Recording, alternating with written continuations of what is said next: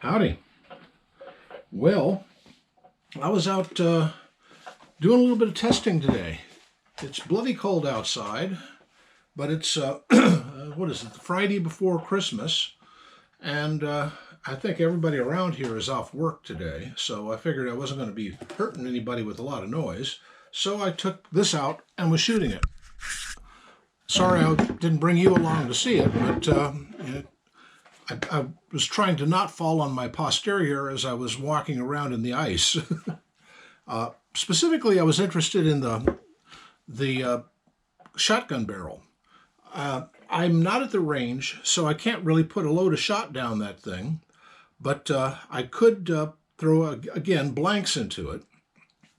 And that is one formidable,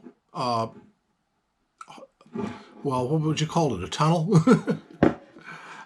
This is a LeMat, in case you didn't recognize it.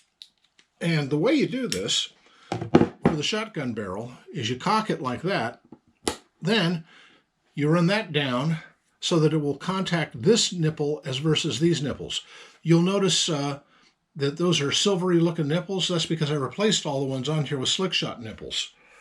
They do make a LeMat set for a slick shot for this, and they work very well. I did not replace this one. He didn't have that in the set. I mean, that would be, what, 10 nipples?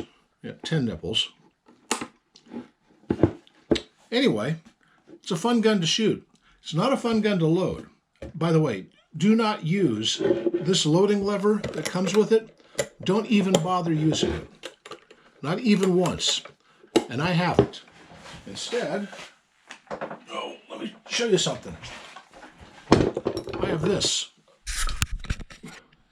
This was originally for capping a beer cans, beer cans. And I made that little extension for the end of it. And where the heck are they? Let me look and see if I can find them. They're around here somewhere. Oh, there's one. Is that the right one? Well, that'll do to show. This isn't the one for the LeMat, but you have something like this with a pin. Throw your cylinders on here, and then you can just load your cylinders up. This is the 36 one, and if you take this part off, and that's what this Allen key here is for, that's the 44. So you can load up 44 cylinders like this with this. And where the heck is the other one? I'd like to show you the other one because it's, see, I made several of these, yeah, there's the other one, of these things.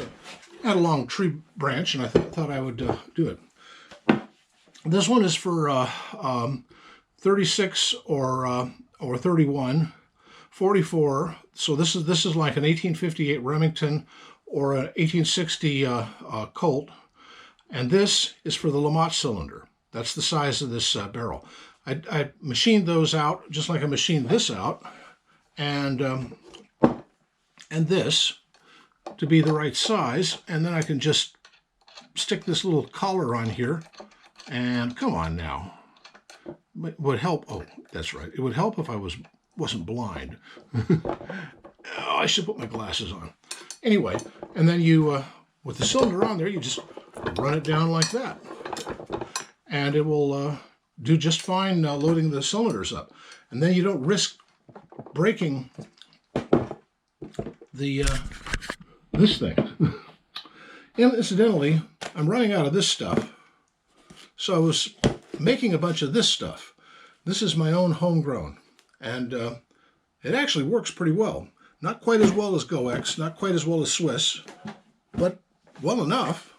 You know, you need a little bit more. So if it calls for 40 grains, use 50, maybe 55, and you get about the same oomph.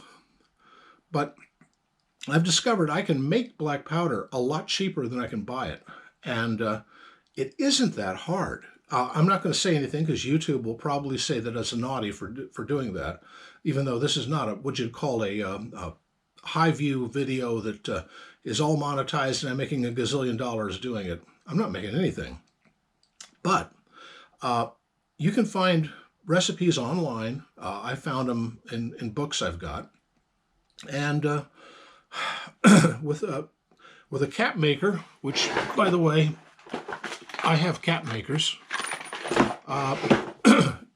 and making your own black powder, you can be independent of this industrial complex, and they can do a ban on whatever they want, but you can still go out shooting and hunting and self-defense. And did I ever tell you the story of a fellow I knew well, I used to live in a different town, and I used to hang out at a particular gun store. Tom, the guy who ran it, was a good friend of mine. And anyway, a fellow came in one day and he told a tale about, he was a reenactor. He did Civil War reenacting stuff. And he usually had an 1851 sitting by his bedside. That's a 36 caliber revolver. Well, one day, bang, he heard on the front door, somebody smashed it in and started coming in. And he thought, this is not good. And he grabbed that 1851, which was capped and loaded, went to the head of his stairs, and coming up the stairs and holding a crowbar or some kind of stick, he wasn't sure what, was this fellow who certainly wasn't there for say happy birthday or a Merry Christmas. He was there for I don't know, burglary or ne'er-do-well of some kind. Anyway, he shot him. So he shot a heart shot, one shot, and the man was stone dead. Well, the DA took a look at that and wanted to bring charges, and the grand jury said, no, we want to give him an award. So they dropped the whole thing. And the guy, he was coming in to buy some caps, come to think of it, that day. God, this was 40 years ago. You know, the world has changed a bit since then, but back then, at least, there were still some honest people around, even if the lawyers aren't.